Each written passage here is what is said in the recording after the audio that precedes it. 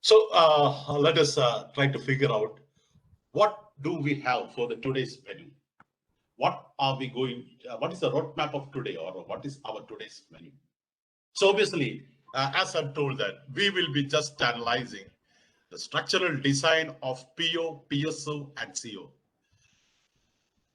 Because now, as such, we are having only a formula for writing an outcome. So how can we use that formula for writing a verbal statement for PO, PSO, and CO? That is the first thing that we are going to do.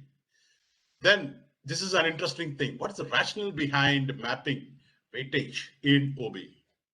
Because that is something very important. Because when we are implementing the outcome-based education, only writing the COs and POs and PSOs do not serve the purpose. We want to calculate to what extent that these POs, PSOs, and COs are attained. So for that, we need some mapping. So what is the rationale behind the mapping? That is what we are going to discuss after this. And one of the standard scale in OBE. So the scale which has been most commonly used and recommended by the accreditation agencies, so that will be familiarizing that. The determination of the mapping strength, then about the COPO and COPSO mapping, and the significance program metrics of OBE. So these are the major roadmap that we are going to cross today. So going into the structural design of PO and PSO. As of now, we have conceived these program outcomes, and in terms of small attributes like leadership quality, communication skill, modern tool usage, likewise. So we have, because when we have developed, when we have been discussing about the building block of OBE, the first thing that we were discussing was about PEO. That is the first thing that we have to identify. What should be the goal of the program, and what should we contribute in terms of the general attributes, in terms of the specific attributes to the students, so that the PEO is maintained. So whatever that is the PO that we have discussed is something that the students should acquire in order for the attainment of the goals or the program educational objectives. So still now we have given a list of POs which has been given by I think last day in the previous day's section we have just shown you some of the program outcomes which has been recommended by the this UGC, and they have not mandated that you should compulsory insist on these set of outcomes like NBA for the engineering college. Engineering college, they have given 12 set of program outcomes, so it is mandatory for every engineering college to go on with that. For the arts and science colleges, they have not given a specific set of POs. So it is our discretion to fix the PO according to the program educational objective that we have fixed for the entire program. So the structural design of PO and PSO is that for writing a program outcome, this is the formula for writing a program outcome. That is an action verb, what the students are capable of doing on completion of the entire program. That means, suppose if your program spans 6 semesters, on completion of the 6th semester, what the students are capable of doing. And what the students are capable of doing is been categorized into general attribute, which we call as POs, and specific attributes, which we call as PSOs. So if in a college, if there are about 30 programs, all the 30 programs, the students studying in all the 30 programs should have some common attributes. That is being showcased as program outcomes. And the 30 programs will have some specific attributes depending upon their domain. So domain specific attributes were called program specific outcomes. So how to write a program outcome is this: an action verb plus graduate attribute. So now let me take this one. We have been telling that on completion of the program, definitely every student should have a communication skill. So what is a communication skill? Actually, a communication skill is a combination of multiple competencies. When I say communication skill, I mean that it is a combination of multiple competencies. What are the competencies which we need for a communication skill? Definitely, I should have the ability to read. So competency in reading, then competency in writing, competency in speaking, competency in to comprehend something, or competency in using some the modern tools or the modern medias for communicating. All these things all these competencies spans what? The communication skill. So you can just read this. So far, this attribute, communication skill, we have been coining. This communication skill is being showcased as a program outcome. So when we are writing it in the form of a verbal statement, we can write it as, what is this? Demonstrate. Demonstrate is a verb which comes in the application level. So on completion of the program, the students will demonstrate what? The functional ability to one competency, reading competency, read, write, speak, comprehend, and communicate effectively using modern communication media. Communicate effectively using modern communication media for participating successfully in what? In the social context, in their career-oriented platform and life situations. So it has given a very beautiful, it has completely enveloped the possibility of communication skill for a graduate when he passes out. So this is how a communication skill becomes a verbal platform. So here it has got two combinations. One, what the students are capable of doing, isn't it? They should be able to demonstrate the skill of what? Demonstrate the skill of speaking, writing, reading, comprehending, and so that all these skills can be related to the social life, career-oriented communication, as well as in the life situation. So it is comprehensive. It's only a dummy that I presented. Or modern tool usage. Modern tool usage. That is another graduate attribute. How to develop that graduate attribute into a program outcome statement. You can see that there should be a verb. What is the difference between these two? Here we have only one verb. So here I have coined three verbs: apply, use, and operate. Operate, what is that attribute? Modern tool usage. So when the students are passing out, every student, irrespective of the discipline, should have an ability to operate the modern tools, techniques, and modern resources. So that is everyone should have that competency. So that is what I have showcased here. Apply, use, and operate modern tools, techniques, and resources to various activities of life, career, and higher education with the knowledge of limitations. So it is very beautifully said. So this is how you could be, you should be able to present these attributes in the form of a verbal statement. So just to, I just presented it just for the sake of understanding, because all these graduate attributes will be prepared by the college. Okay.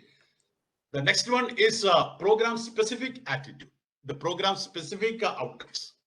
Similarly, it should have the action verb and the specific graduate attribute related to the program.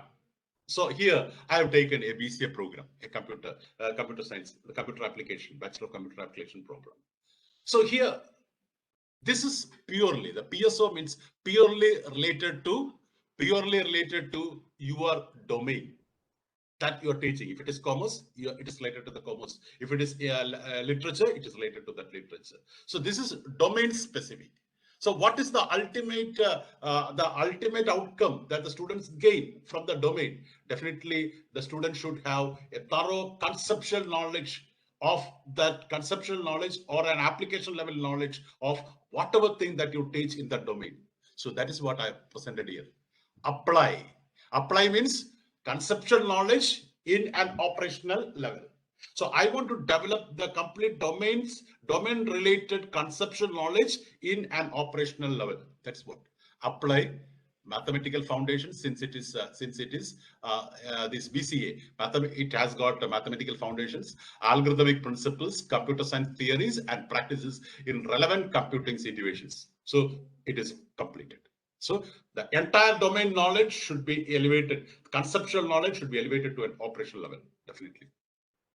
Then the second is design, develop software systems and programs with ethical concern. So this is up to the third level. The entire curriculum should be elevated. The knowledge base should be elevated to that. Then above that, the student should be able to go higher order. The higher order means design, develop software systems and programs with ethical concerns. So there are two. And the other thing is that one more PSO I have included, that is use new design methodologies, operating system, languages, and other software development tools within reasonable time constraint. Because we know that in the most explosively expanding domain is in the field of computer science. So the student should be able to accommodate the latest developments in the technology then and there within reasonable time constraint. If they're waiting for about 3 to 6 months, that may become updated. So they have to go along with the technological movement. They should keep in the rapport with the technology. So that means just like in their they should be updating about the latest, and they should be able to apply it in their works. Is what it may be. So it is a good practice to restrict the PSOs to 2 to 4. So the PSOs could be restricted to 2 to 4. That is, I have just packed the entire domain knowledge, and I have just showcased it that I should reach it at an application level. And then I am trying to what all higher order things that I'll be able to make through the domain, and what are the how can I bridge with the industry. That are the three things that I have related here. So this is the way of. So obviously this PSOs will be domain specific. The others, communication skill, modern tool usage, environmental concerns, ethics, all these things are common. So that is we graduate attribute common and domain specific. And this is the structural design of a course outcome. Probably you will be familiar with this now, because in the last day you have tried to write 1 or 2 course outcomes. So this I don't expand it more. That is action verb plus the course learning statement. So how to write a course outcome? I will just brief it. There are 2 ways of writing a course outcome. One way is that it has been commonly, because when we go for the mentoring in the different colleges, the common thing that we say is that if a course has got 5 modules, it is a customary practice to write the outcome module wise. That is, take the first module and you ask the question, what the students are capable of doing on completion of that particular module. Definitely will get an answer. And that answer should be rephrased in the form of this, an action verb and what you are trying to bring in the students. So action verb, identify the parts of the computer system, because this is the first preliminary thing, introduction to the computer system. So identify the parts of the computer system. Second is to explain the functioning of the computer components. Explain the process of problem solving using computer. Likewise, you can develop your own. So taking the module wise, ask question, the answer that you gain, because being teachers, you should have a clarity of focus. That's what I told, that 4 principles, clarity of focus. What should be the end? What should the students get at the end? That should be fixed first, and that will be written in the form of outcome. Or you can take the entire course longitudinally. If all these modules is having some common pattern. For example, the paper which I am dating for MCA is the first paper. The first is linear programming. Linear programming. In linear programming, what we are doing is that we have to formulate model, formulation of the model, solution of the model, validation of the model. The second is transportation problems. formulation of the model, solution of the model, validation. So everything is having a common pattern. So I can go longitudinally, that is formulation of the various operational research models. So that will span the entire, longitudinally will span the entire modules.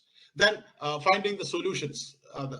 So likewise, you can either write it module wise or you can go it in a longitudinal wise. And lastly, someone has asked how many CEOs. So we cannot say that it should be 3, 4, 5, 6. I have just included. It's a good practice to optimize the number of CEOs to between 4 and 6 or 7. It is not a good practice to put about 20 or 25 CEOs. It is you should have the ability to comprehend the content and present it in the form of CEOs. But it should not be like every day going to the class. Okay, one CEO. Second day going to, that is learning outcome. Comprehend. Combine the learning, these parts together for the formulation. So that is how you can write. So that is the first part of our section that we have gone through the structural design. So now I think it is clear. Last day we have taken a very small part and we have written a learning outcome. And the small content expanded to the entire course, and we have tried to write an outcome that is a course outcome.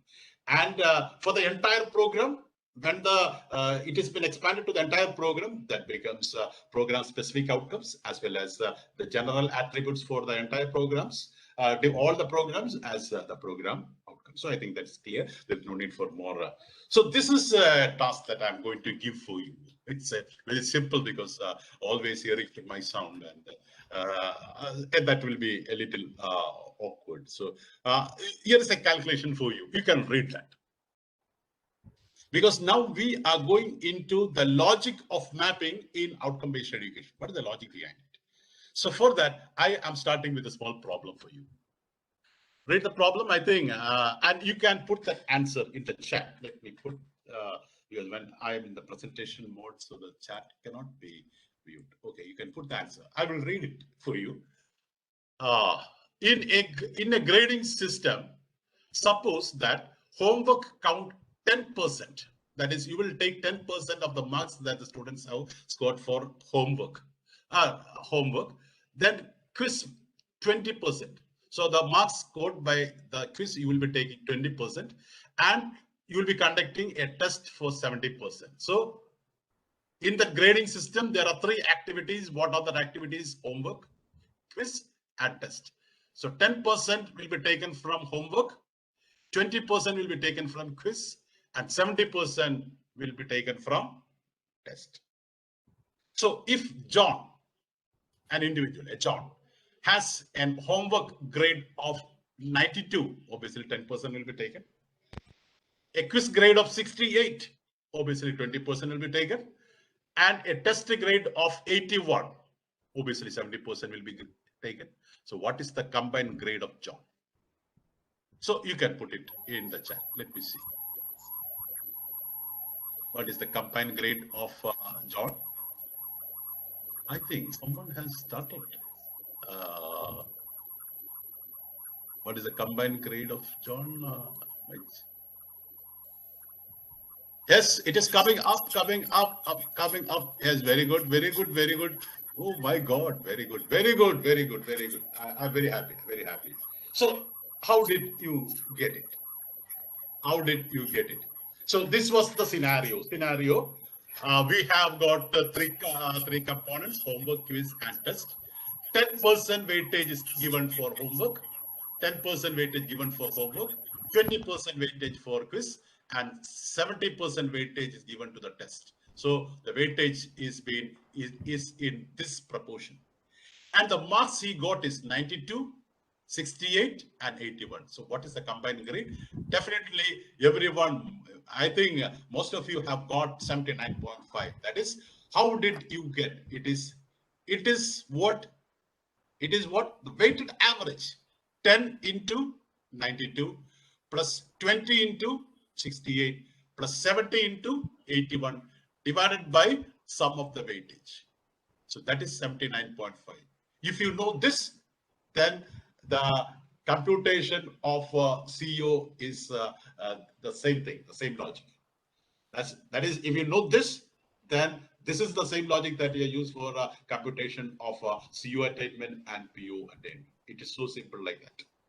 So let me see. So overall grade will be the weighted average of the grade scores of the component. Weighted average means weight into score plus weight into score plus weight into score divided by the sum of weightage. That is it.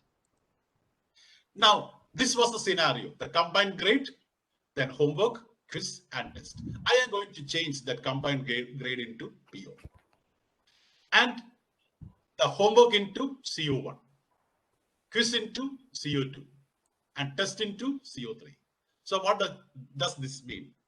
That is, this PO is being calculated from these three COs. That means the CO1 is addressing this PO, CO2 is addressing this PO, and CO3 is addressing this PO. So you can imagine the topology. At the top level, that is PO. PO cannot be directly calculated. The PO is calculated from the attainment of COs. So if there are 10 POs, I will take the first PO. The first PO, only 3 COs are mapped onto this CO because only 3 COs are addressing this PO. And these 3 COs, are addressing these POs at different strength, just like this, at different strength, just like this. PO and CO1, CO2, CO3. The first one, it was been replacing our homework. It was addressing at this strength. Let it be the weightage, let it be the strength. So CO1 is addressing PO at this strength. CO2 is addressing PO at this strength. CO3 is addressing at this strength. We are not directly calculating the PO. We are calculating the PO in terms of the attainment of COs. What are the attainment of COs? CO1, the attainment is 92. CO2's attainment is 86, 68. And CO3's attainment is 81. So how to calculate? Same thing. Weightage into that attainment, weightage into attainment, weightage into attainment divided by the sum of weightage. So this is the exact scenario that we are going to apply for the computation of PO as well as the computation of CO. So for here, what do we need? We want to identify to what extent these COs are addressing the respective POs. What strength? Here the weightage is 10, so it is addressing very low. Here the weightage is 70, it is addressing very high. So the first thing in the assessment process is that we have to identify which all COs are addressing the POs. Here the PO is addressed by CO1, CO2, CO3. So if for a program, one PO will be addressed by some 30 or 40 COs, which has been distributed throughout the 6 semesters or whatever it may be. And second thing is that we have to identify to what strength that these COs are addressing these POs. So that is the significance and rationale behind mapping. So before going into the assessment part, we have to create and identify to what strength that the COs are addressing the PO, and 2 things: what all COs are addressing each POs, and to what strength that they are addressing. Then only we can calculate it like this. So I am now changing the scenario to the entire what is this? The entire outcome-based study. This OBE, this OBE building block or the OBE structure. As we told that at the top level we have PEO. Top level we have program educational objective, and I am not explaining it again. These the general attributes are considered as POs. Probably in an institution there will be 8 to 12 POs will be there, and program specific outcome, as I have told, that there will be 2 to 4 POs will be there. So in total there may be POs and POs together, maybe some 14, 15 or 16 will be there in the top level. So they are calculated from the second level. The second level of the hierarchies are the COs. That is, there will be about in one semester. In one semester, there may be probably there will be 6 papers. Probably there will be 6 papers, 6 courses will be there. And if there are 5 COs for one course, definitely there will be 6 into 5. How much? 30. 30 COs will be there for one semester.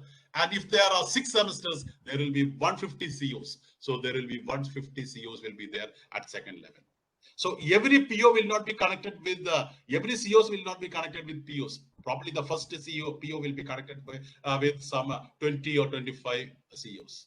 The second will be connected with some 10 or 15 COs. So likewise, so we have to identify which all CO is addressing which all POs and to what strength they are addressing. So this is the first level mapping, that is CO PO mapping or CO PSO mapping. This is the first level. So we are not calculating CO directly. If you want to calculate CO, how can we calculate? We calculate CO by means of the test that we give to the students. One, that is the final examination, or in between the terminal examination, test mark will be one important factor for calculator of CO. Not only test, you will be giving assignments, you will be giving seminars, you will be giving projects, you will be giving portfolios, you will be integrating field trip or whatever activities that you have showcased for that course will be contributing for the calculation of COs. So COs will be calculated by the attainment and the weightage that they get from the lower level. So in an OBE framework, there are 2 levels of mapping. First level of mapping is COs are mapped onto POs. And the second level mapping, what? The test item. If you are mapping a test, every test question should be mapped onto respective COs. Or if you are mapping an assignment, we have to map to what all COs this assignment is related to. Likewise, so there are 2 levels of mappings. I think it is clear. So when I say about assessment of OBE, when I say the assessment of OBE, what is the final assessment? This is the final assessment that you can give for the OBE. That is the attainment of PO and PSOs, and whether the target has been attained. That is, if you are taking it student wise, each student, what is the attainment of their respective POs and PSOs? If you are taking the college wise, whether this 50% or 60% of the students has attained 60% of the PO level. If you're setting the target like that, the target is attained. So we have got 2 ways of calculating that. Both one student-wise performance of POs and PSOs, and the college-wise attainment of the POs. So that is it. So in the final, computation of OBE, the PO and PSOs are estimated from the COs. We will discuss about activity outcome in the further slides, and related to the POs and PSOs. And COs are estimated from the component learning outcomes of the activity. So these things so in an assessment of OBE, what we are going to calculate is that there are 2 types, 2 assessments are taking place. One, the assessment, the attainment. You are calculating the attainment of all COs. So in the previous example which I have showcased, for the entire course, there may be about 150 COs. So you have to calculate the attainment of these 150 COs.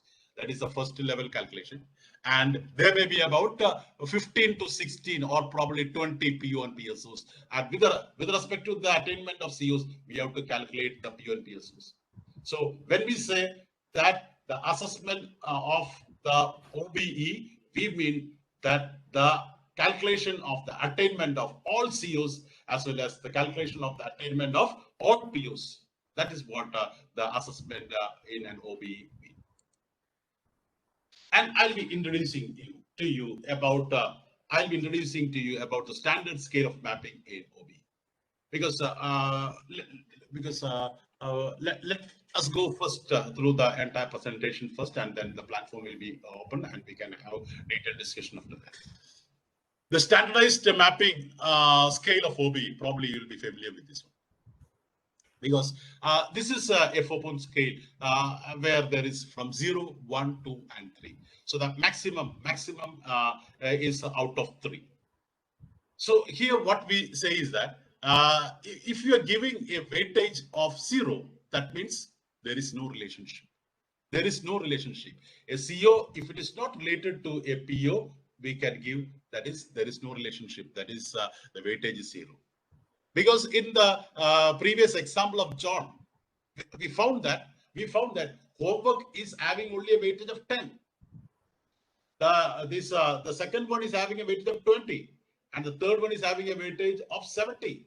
So the first homework is only addressing the total, that is the total attainment in a very low weightage. That is a very low. And this one, the test has been addressing this total calculation at 70% weightage. So all the COs will not be addressing the POs in an equal level. They will be addressing a different level of weightage. In the subsequent slides, we'll be discussing about some patterns of how to identify this weightage. So if there is no relationship, 0. If the relationship is low, then we can give a weightage of 1. If the relationship is moderate, we can give a weightage of 2. And if the relationship is significant, high, then we can give a weightage of 3. So obviously, in the mapping, we are taking only 4 possibilities. Either there is no relationship, or there is a very strong relationship, which we map as significant, and we give a weightage of 3. Or we give an average or moderate relationship, which we give a weightage of 2, and low relationship, which we give a weightage of 1.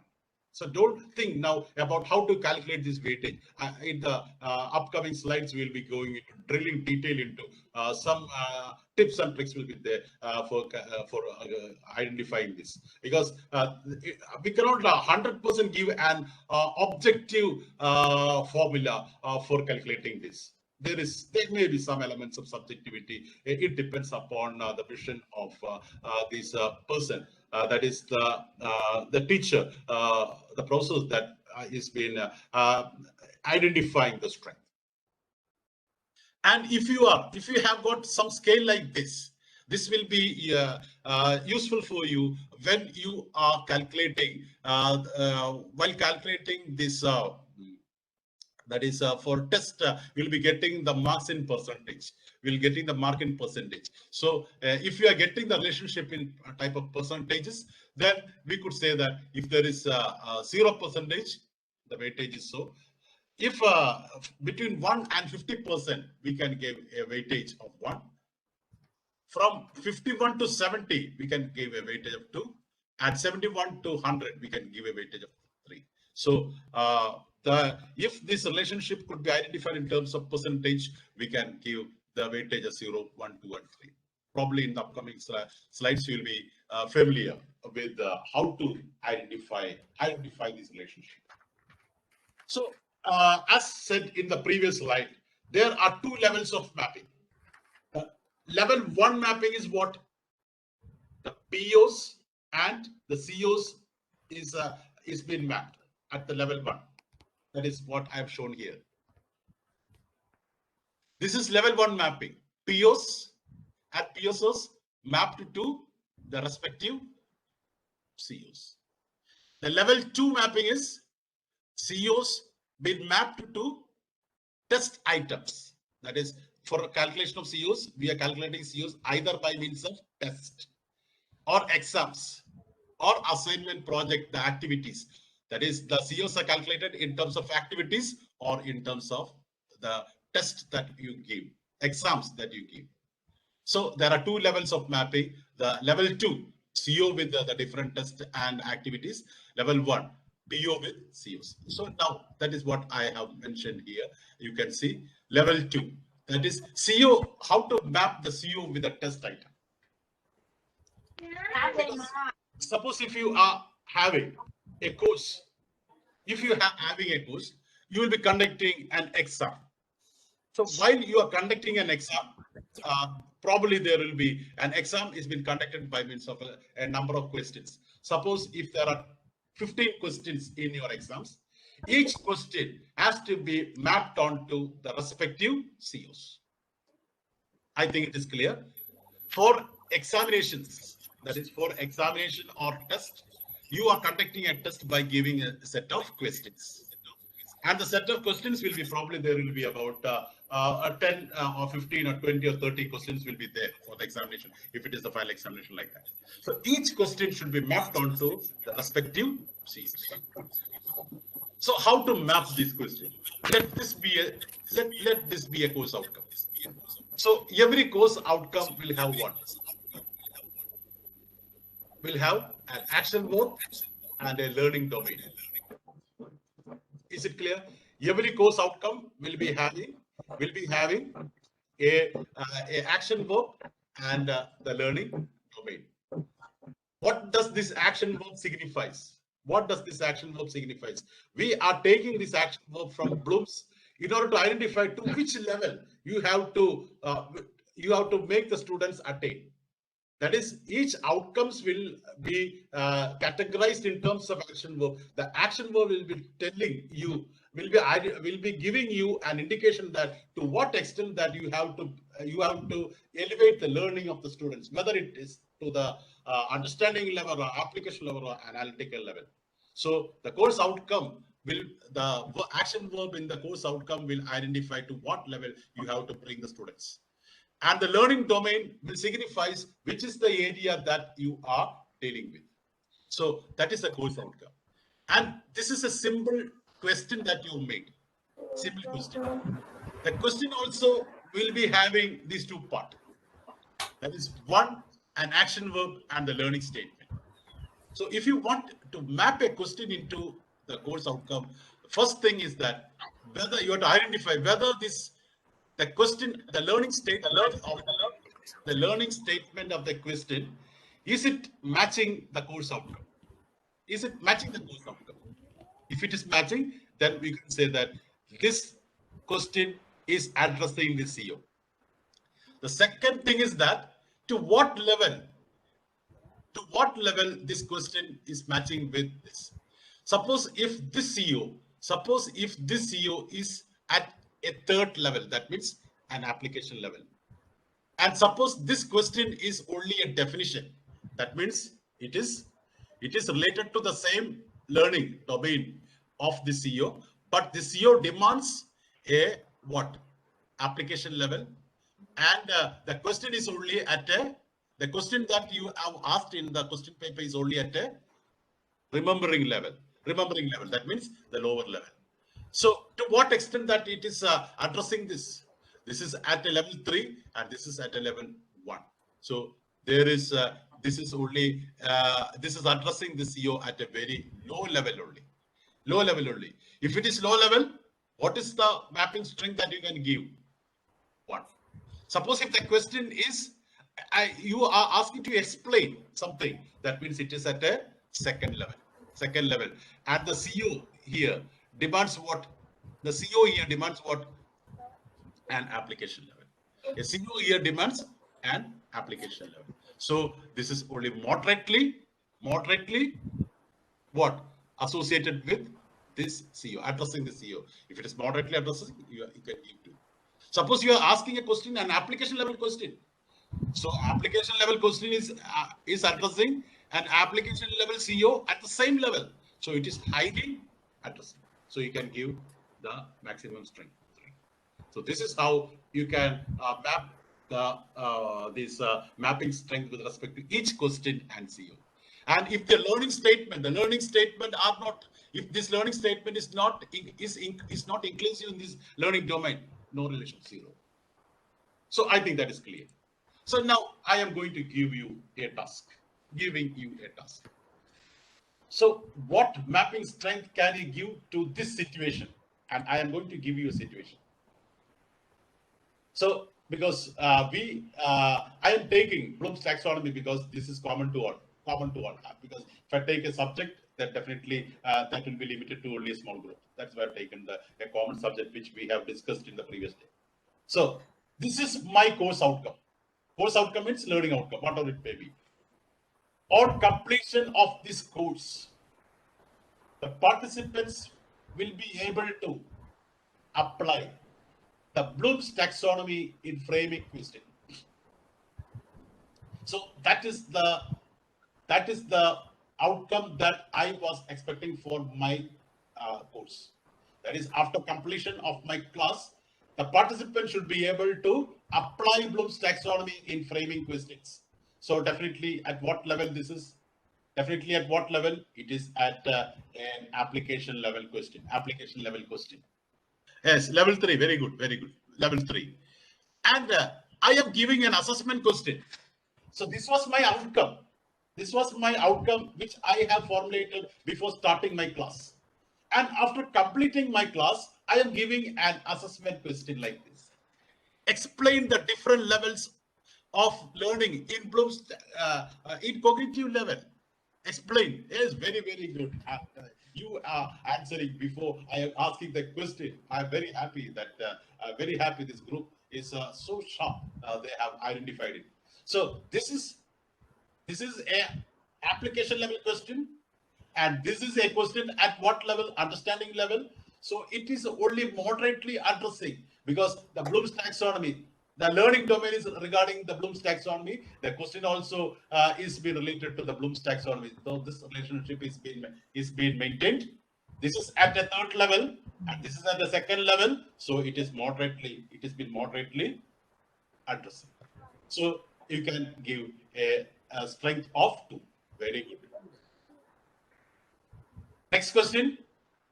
Using Bloom's taxonomy, prepare an application level question in your subject, which I've asked. What is the level that you could give? What is the level? No, we have got only, this is third level. Using Bloom's taxonomy. Use Bloom's taxonomy. That is prepare an application level question. That is both of these are at the same level. That is, use Bloom's taxonomy to prepare an application level question. So this is use and this is use. So both of them are application level. So of the same level. So definitely it is strongly addressing, and everyone have given high 3. Very good. If it is high, we will say it as 3. And now I will be giving you a formula right now. Suppose if this action verb is at level 5. This action verb is at level 5. And the question that you are asking is at level 2. What is the string that you could give? For that, I'm just giving you a small trick. That is 2 divided by 5 into 100. 2 divided by 5 into 100. What is that? 2 divided by 5 into 100. That means I'm taking it into percentage. 2 divided by 5 into 100. 2 divided by 5 into 100 is how much? 40 percentage. 40%. And I am just going back. Going back because if it is percentage, 40% lies where? 1 to 50 you can give 1. 51 to 70 you can give 2. 71 to 30 you can give 71 to 100 you can give 3. So where does this lie? So you can say that the mapping strength is low and 1. The same case, before we had the first question that we have, the mapping strength is 2. Because the level of the question is 2 and the level of the outcome is 3. 2 divided by 3 into 100 is 66. Where does 66 lies? Moderate. So I think it is clear. And you have got a very good idea. So identify the level here. Identify the level of question here. Identify the level of outcome here. So the level of question divided by the level of level of outcome into 100, identify where does it lie. If it is between less than 50, you can give 1. If it is between 51 to 70, you can give 2. And 71 to 100, you can give 3. So I think it is very, very clear. Okay. So this is a level 2 mapping. That is a test which should be mapped onto the CEOs. The test will be having about 10 to 15 questions, and its mapping should go in this way. So obviously, so if you are making a test, my test is having 15 questions, and I am having 5 CEOs. This is just a dummy, and all these CEOs are at an application level. Consider all these CEOs are at application level. Okay, all these CEOs at the application level. So explain. So now I think you have understood why Bloom's taxonomy is that much important.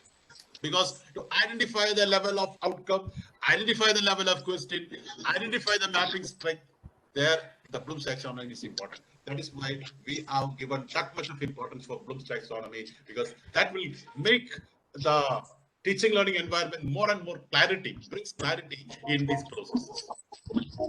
So I think now it is clear. What does this signify? This question 1 is related to first CEO.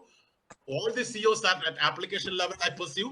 So this is at an explain is at a second level. So definitely the mapping strength is 2. Define, remembering level.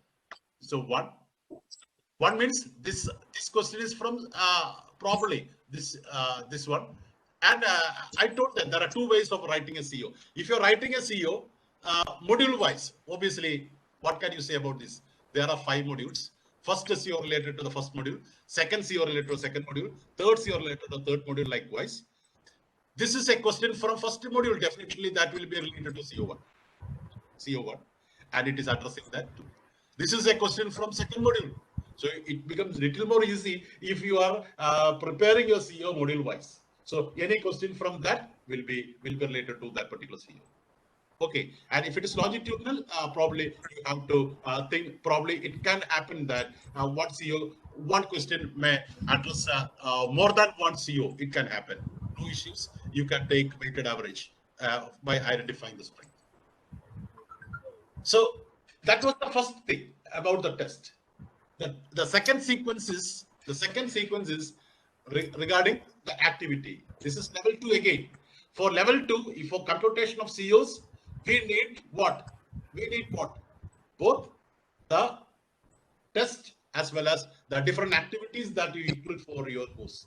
So here I have just prepared an activity plan, because I am handling a course, a paper, and this paper I have planned to give an assignment, project, case study, field trip, term 1 exam, term 2 exam. And the scheme of my examination is that 60% I am giving for what? External, and 40% I am giving for internal. And the division of the internal marks I am giving is 5% weightage is been given to assignment. Project I am giving 5%. Case study I am giving 5%. Field trip I am giving 5%. Term 1 exam I am giving 10%. And term 2 exam I am giving 10. So total 40. So it is not mandatory that you can change. You can put 3 for assignment, 7. The weightage is you can set according to your scheme of examinations. I've just taken a dummy. So this we have already identified. I've taken a test and how to each test, how it addresses, and we can calculate it. And here, what is this? This assignment is been related to CO1 and CO2. So, this assignment is moderately related to CO1 and strongly related to CO2. So how can you identify that? You can just, this assignment has been given from first 2 modules. About 60% of the questions are from, CO2 and CO1 like this. So you can just distribute it in this way. Okay, so you can have, so that is the way of presenting, or you can identify to what extent that it has been addressing, what importance that this project has been given to each of these. And depending upon the importance, if it has been strongly addressing, you can give strong or moderate, or it is, or you can give evenly distribute among these, isn't it? If all these CEOs are equally and strongly addressing, you can give 333. So that is what I've told, that it is subjective and it depends upon the discretion of the person who is administering this. So that is it. So that was about level 2 mapping. So if you want to compute CO, you are not directly calculating CO. You are calculating CO from the different tests as well as the different activities that you include in the curriculum. And on the basis of that only, you are calculating the COs. So now we are going into the level 1 mapping. What is the level 1 mapping? PO and CO mapping. How can you identify the PO and CO mapping? So there are a lot of discussions which has been happening at this level, and this is one of the most feasible thing that I could present to you. That is, as I've told, that each PO can be broken down into a number of competencies. Each PO is being broken down into a number of competencies. For example, our communication skill. Obviously, it could be split into reading, writing, comprehending, usage of modern tools like that. You can have multiple competencies, and you can take any CEO, and you can identify whether these CEOs are addressing any of these competencies. If these CEOs are addressing more than 40% of the competencies, because the POs are broader. POs are broader because it will not be possible to address the entire set of competencies related to the particular POs. So if it is addressing more than 40% of the competencies, 40% or more, you can say that it is strongly addressing. If the CEO is addressing between 25 and 40% of the competencies, you can say that mapping is 2.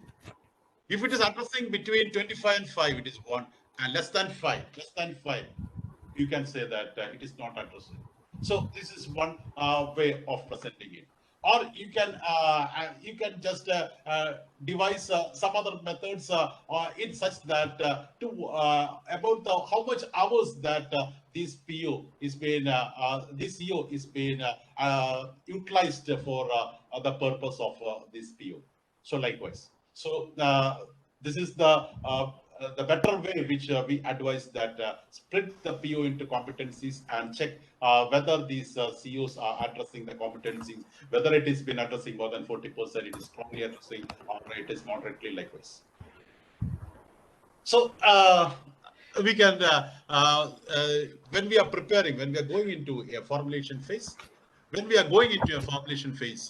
we have to prepare. This is one course. This is one course, and this is one course is having 5 CEOs. So we have to prepare a table like that, CEO PO mapping table. That is the level 1. We told that.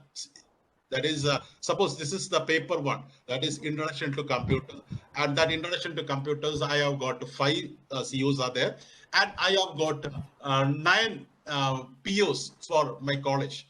My college have listed 9 POs, domain knowledge communication, likewise 9 POs are there, and I would like to identify the first CEO. Which all POs that this first CEO is addressing. Likewise, it is addressing PO1, PO2, and PO9. And the first 2 CEOs, first 2 POs, it is addressing only moderately, and the last one, it is addressing only very feebly. So this is the strength. So after identifying that, it is mandatory that you can prepare a table, a CO-PO mapping table. So this signifies that the second CEO is addressing how many POs? 1, 2, 3, 4, 5, 6 POs it is addressing. And for the first CEO, first PO, it is addressing strongly. The second PO, it is addressing moderately. So you can prepare a table like this. Similarly, you can the same thing, because for every course you have to identify, you have to map CO PO mapping as well as CO PSO mapping. So likewise, we have got the four PSOs, and this first course outcome is been addressing all these POs. The first PO it is addressing strongly, and the other it is addressing only weekly. That is low. So likewise, you have to prepare a PO, a CO-PO mapping table, as well as CO-PSO mapping table. So the level one mapping has to be presented into the paper in the form of table. So this is for only one course. Second course, there may be another 5 COs. The next course, there will be another 5 COs. So for the one semester, if there are 6 papers, there will be 30 rows, 30 COs, and 30 COs should be mapped onto the respective POs with their mapping strength. And finally, you have to prepare a consolidated table. A consolidated table, that is the department have to prepare a consolidated table inclusive of the entire semesters. The entire semester means the 6 semesters, all the courses should be aligned where probably there will be, as we have calculated, there may be about 150 to 200 COs will be there for the entire program. So the entire, this is for the first paper. The second paper, the 6 papers will be there for the first semester. The 7th paper will be there for second semester. Likewise, you have to write all the courses and the respective COs and all the POs and the respective PSOs, and you can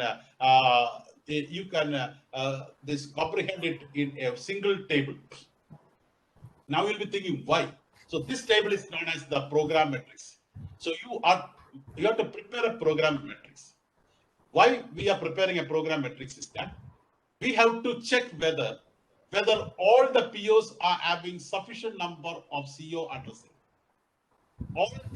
Because all the POs should have sufficient number of COs which is been addressing. The sufficient number means you have to fix some threshold.